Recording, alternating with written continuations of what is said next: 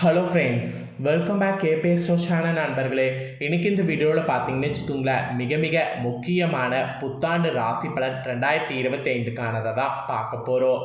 புத்தாண்டு ராசி பலன் டெய்லியுமே நாம் பார்த்துட்ருக்கோம். அதில் கடக ராசிக்காரங்களுக்கு இன்றைக்கி பார்க்க போகிறோம். ஆக்சுவலி ஆண்டு பிறக்கிறதுக்கு முன்னாடி அந்த ஆண்டு நமக்கு எப்படி இருக்கும் அப்படிங்கிறத நாம் தெரிஞ்சுக்கணும். அந்த ஆண்டு நமக்கு சாதகமாக இருக்குமா பாதகமாக இருக்குமா அதெல்லாம் தெரிஞ்சுக்கிட்டு அதற்கேற்ப நாம் பிளான் பண்ணணும். பிளான் பண்ணி நடந்துக்கிட்டோன்னு வச்சுக்கோங்களேன், அந்த ஆண்டு நமக்கு கண்டிப்பாக சூப்பராக அமையும். ஆக்சுவலி ஆண்டு எப்படி அமையும் அப்படிங்கிறது தெரிஞ்சுக்கிறதுக்கு ஒரு க்யூரியாசிட்டி எல்லாருக்குமே இருக்கும்.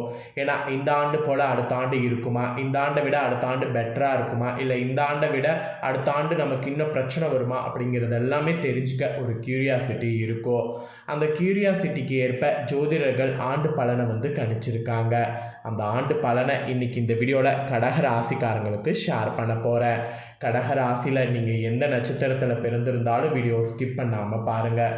உங்கள் ராசிக்கு புத்தாண்டு பலன் என்ன கிடைக்குங்கிறத தெரிஞ்சுக்குங்க. ஆக்சுவலி ஜோதிடத்து மேலே ஃபஸ்ட்டு ஆரம்பத்தில் நிறைய பேருக்கு நம்பிக்கை இல்லாமல் தான் இருந்தது. ஆனால் இப்போ எல்லாருக்குமே ஜோதிடத்து மேலே நம்பிக்கை வந்திருக்கு. அதற்கு காரணம் என்னன்னா அபிக்யா சிறுவர் தான். அபிக்யா சிறுவர் கணித்த நிறைய ஜோதிட கணிப்புகள் இப்போ நிறையா நடந்ததுனால எல்லா ராசிக்காரங்களுக்குமே ஜோதிடத்து மேலே நம்பிக்கை வந்துருச்சு. ஒரு 80% நம்ம வாழ்க்கையில் நடக்கிறது கிரகங்களால் தான் அப்படிங்கிறது தெரிய வந்திருக்கு.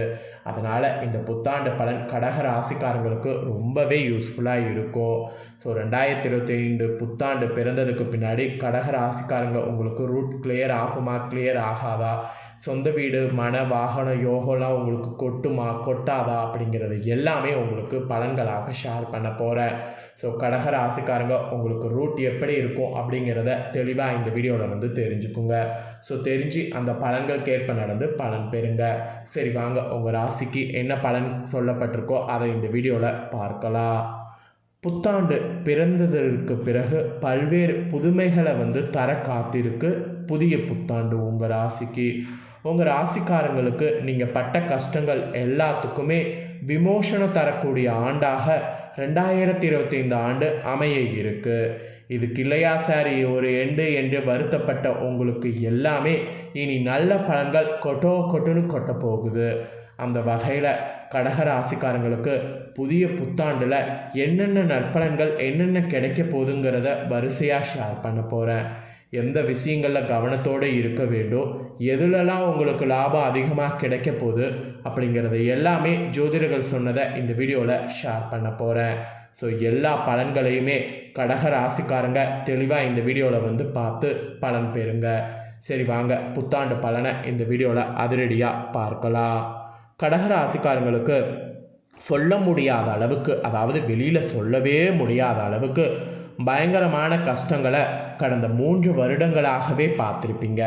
கடந்த 3 வருடங்களாகவே 2021, 22, 23, 24 இந்த 4 வருடமாகவே பார்த்துருப்பீங்க. வெளியில் சிரித்தாலும் உள்ளே அழுது கொண்டெல்லாம் இருந்திருப்பீங்க. இதுக்கு ஒரு எண்டே இல்லையா என்பது போல் வருத்தப்பட்டு கொண்டிருந்த உங்கள் ராசிக்காரங்களுக்கு பெரிய சாப விமோசன காலமாக இந்த 2025 புத்தாண்டு அமைய போகுது. அதுதான் உண்மை. 2025 புத்தாண்டு உங்கள் வாழ்க்கையில் பயங்கரமான ஒரு வளர்ச்சியை கொடுக்க போகுது.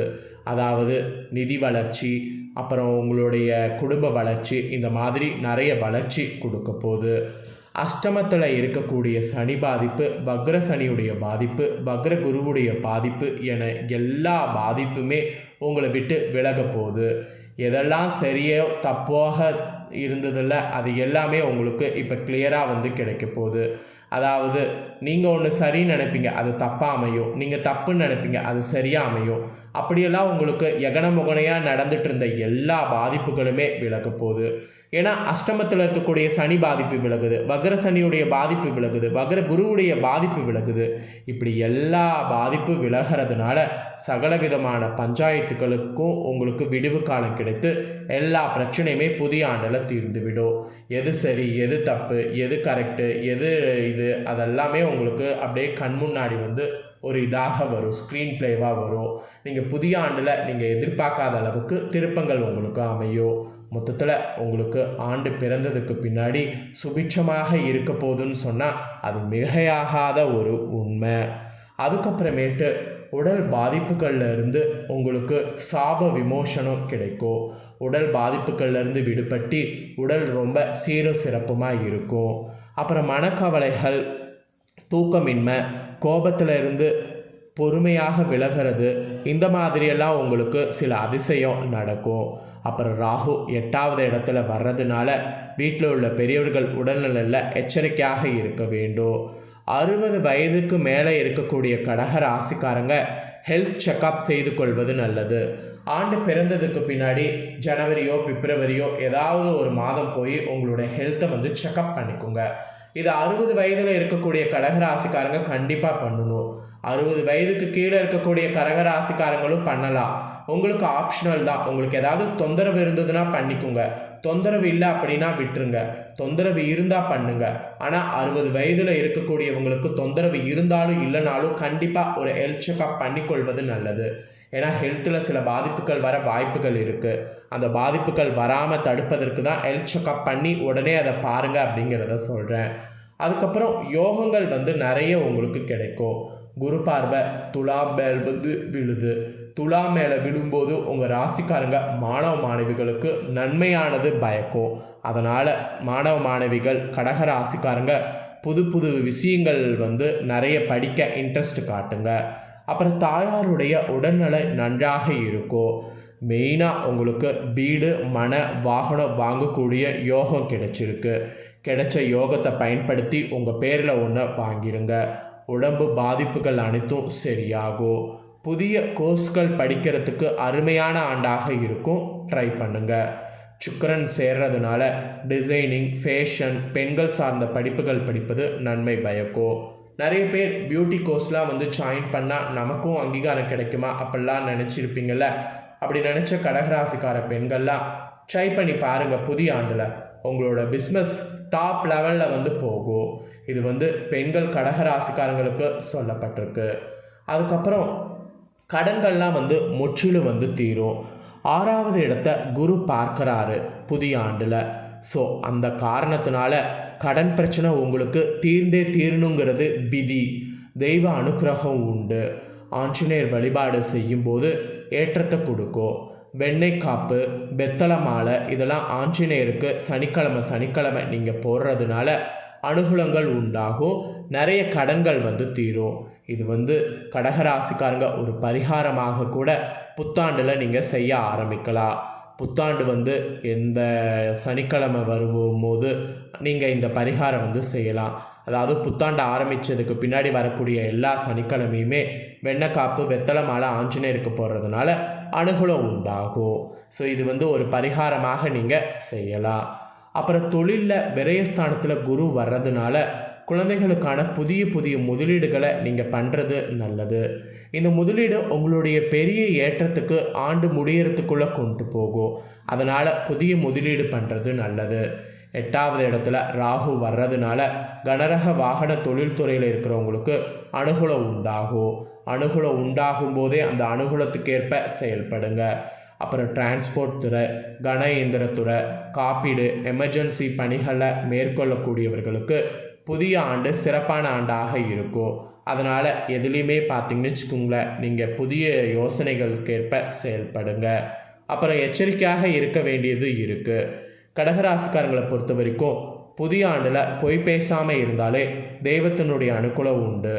கேது என்பது பொய்யை 10 மடங்காக்கிவிடும். அதனால் பொய் பேசாமல் இருங்க, அதில் கவனம் செலுத்துங்க. இதில் மறைமுகமான நற்பலன்கள் என்பது விரயஸ்தானத்தில் குரு உட்கார்ந்து புதனுடைய வீட்டில் இருக்கிறது தான். அதனால் நரம்பு, தோல், கால், பாதம் சம்மந்தமான பிரச்சனைகள் ஏற்படும்.